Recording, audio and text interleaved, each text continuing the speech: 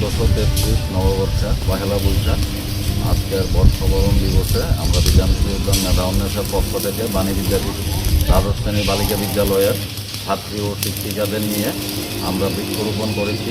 বাণী বিদ্যাপীঠ দ্বাদশ শ্রেণী বালিকা বিদ্যালয়ে 6টি কিচেন গার্ডেন রয়ে গেছে, যা ত্রিপুরা রাজ্যে অন্যতম।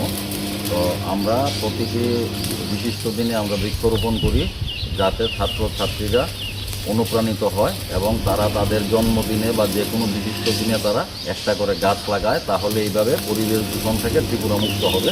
বর্তমানে আগরতলা প্রচণ্ড পরিমাণ পরিবেশ দূষণে বিদ্ধ হয়ে আছে। তাই পরিবেশ দূষণ থেকে মুক্তি পেতে গেলে আমাদেরকে বৃক্ষরোপণ করা ছাড়া আর কোনো উপায় নেই। নমস্কার, আমি মনোজ রায়, কনভেনার বিধানসভা উদ্যান মেধা